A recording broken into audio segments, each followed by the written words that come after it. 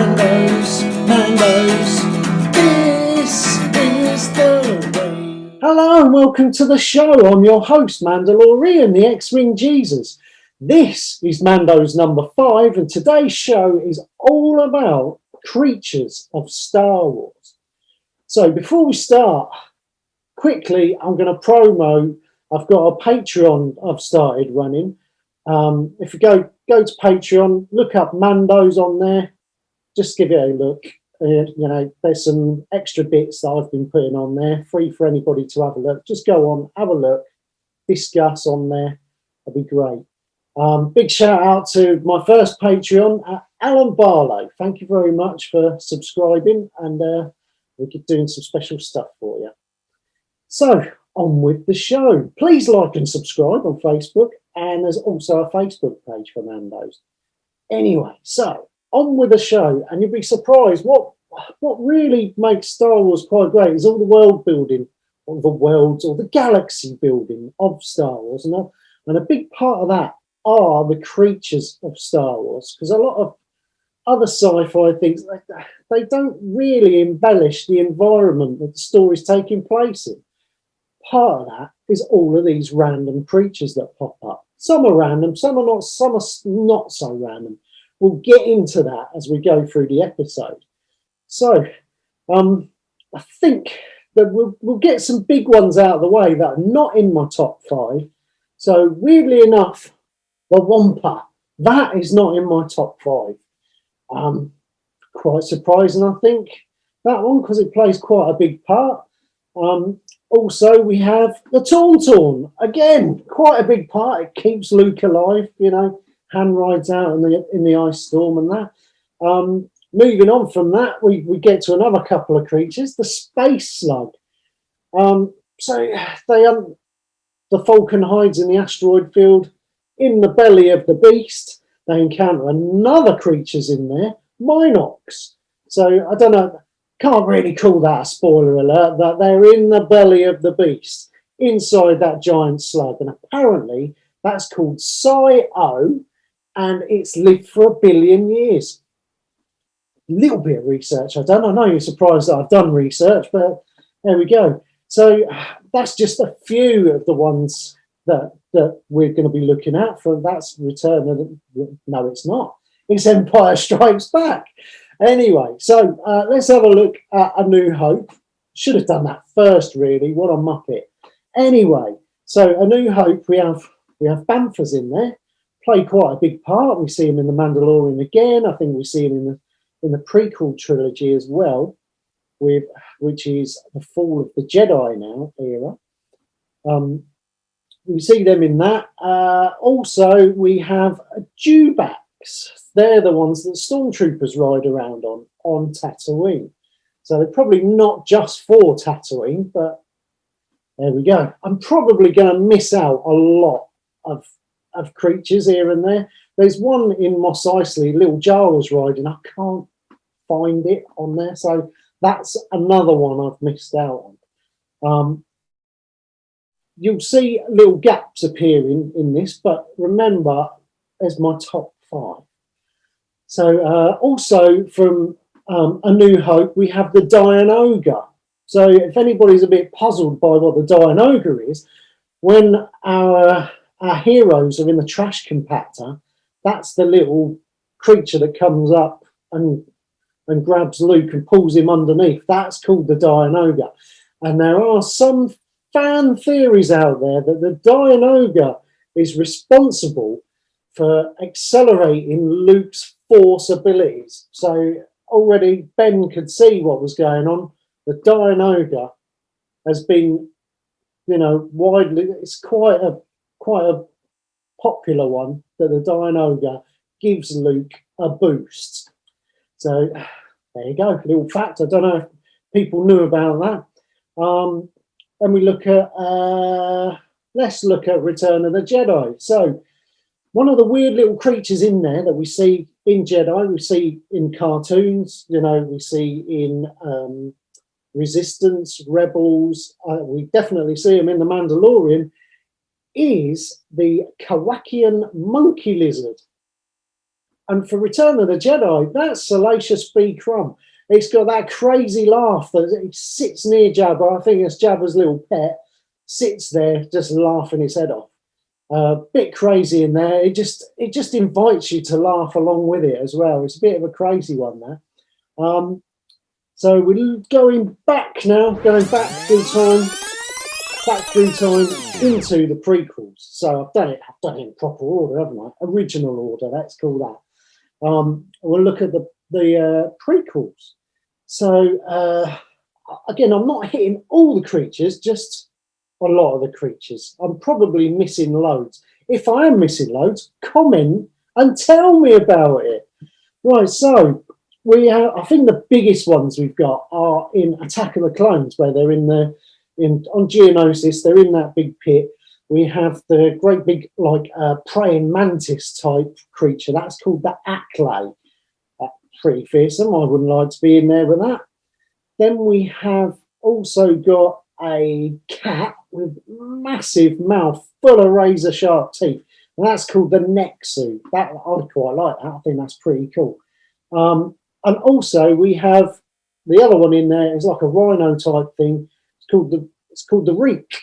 But when we see very similar thing in The Mandalorian, I think it's episode 2. It's called the Mudhorn, and that's a pretty decent creature in The Mandalorian. And there's a lot of creatures in The Mandalorian, which is why it feels so grounded and, like I was saying before, about world building and galaxy building. Looking at The Mandalorian, obviously we've got things like the Blurg. So he rides off in that first episode. He meets Quill. They ride off on Blurgs. They talk about the Mythosaur as well. We haven't seen one yet, I don't think. There's also the Ravinak. So if you don't know what that is, that's episode 1. So where he's on the ice planet, he goes to get back on board the Razor Crest, and that one is the creature that comes out of the ice to try and attack the Razor Crest.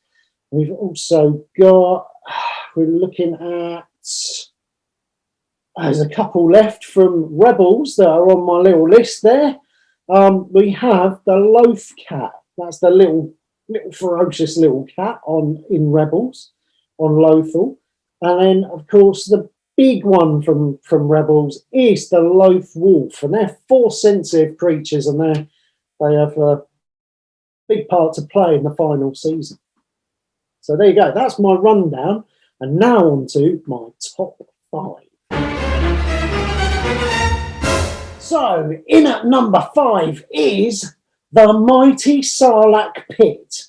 So, if it wasn't for this big creature, we would not have had that fairly okay action scene where Han is saved, Boba and all the nasties, the bad guys, they end up in the pit, or the scum, I should say. They're not bad guys; they're scum. They all end up in the mighty Sarlacc pit. I keep calling it Sarlacc pit. Originally, just little tentacles and that. And when we see the remastered versions, then you get the beak as well. It's like a land squid that can't move. It's just too big; it can't move. Fantastic idea, and wow, be digested over 1,000 years. I wouldn't like that. Still to see how Boba actually got out of that yet. I think we may see that in the Book of Boba. We'll have to wait and see. But there you go. That's my number 5. Number 4, we have the Rancor. I love this. I mean, we didn't really see it at the beginning with the slave girl when she gets chomped, but that battle with Luke is pretty damn good. He hasn't got his lightsaber; he's just got a bone. And he's like, "Here, doggy, throw the bone." No, but in the end, he uses his force powers to probably hit that controls with that skull, and in the end, the Rancor gets chopped. But a really good creature. Who knows how many of them we're going to see? It's got to be coming up again soon, because it's a really, really good, scary creature. on to my number 3. So my number 3 is everybody's scariest insect type thing, spiders. So we see a number of spiders. We start off in Rebels seeing the Krykna. So I think that's in season 3 when they're on Atalon.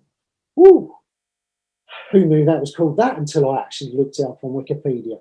Anyway, those spiders form quite a big bit of that series as a, again, world building. And then we see a different version in the ice caves. So they're called the knobbly ice spiders. And they're based on an original design by Ralph McQuarrie. Like, that's pretty cool. Little ones and absolutely massive ones. But that was a pretty impressive episode. Very reminiscent of Aliens and stuff like that. That was just really, really cool. And,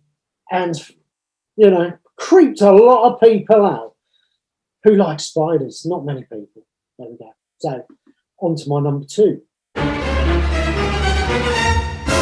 Right, so my number 2 is probably the biggest creature that we see in any of Star Wars. Bigger than the space slug. What could be bigger than the space slug? Well, we visit Solo and we see the Suma Verminoth in the Kessel Run, where he goes to the gravity well known as the Maw, and you've got that huge space titan trying to grab hold of the Falcon for lunch. I think they feed off energy or something like that, but that was just the most impressive, massive creature I think we're ever going to see in Star Wars, and that is why it is my number 2.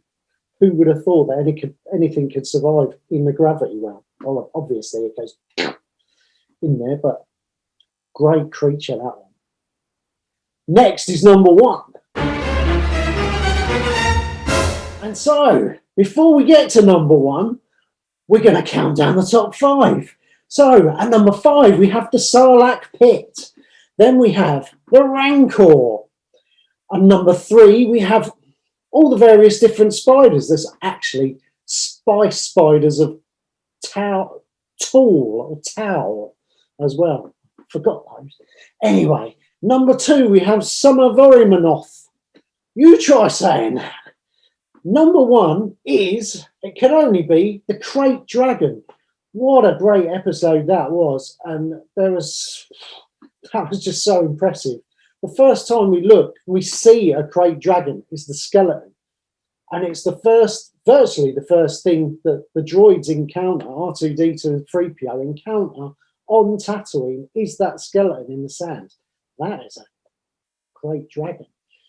And so when we get to that episode, to actually see it in the flesh and it comes out and chomps stuff, amazing. Like when they're trying to, the sand people are trying to, get it out of its cave, out of the cave of a Sarlacc that's been eaten or something else. Who knows how that got, vacated? Did the dragon eat the Sarlacc that was in there? Maybe it's big enough. So, well, that's pretty mind-blowing anyway, that it was hiding in there. But I love that. They tried to bait it out with the bantha, and it came out. A sand geezer, he's there. He gets chomped instead. But spoiler alert. Anyway, it's a fantastic episode and just blew me away, that did. And that is why that is my number 1. So there we go. That's my countdown. If you agree with me, put a comment in the post. If you don't agree with me, put a comment in the post. It's great. It'd be great to hear people, start a discussion about these things. Anyway, thank you for watching today. Hit like and subscribe. And this is The Way. Mandos, the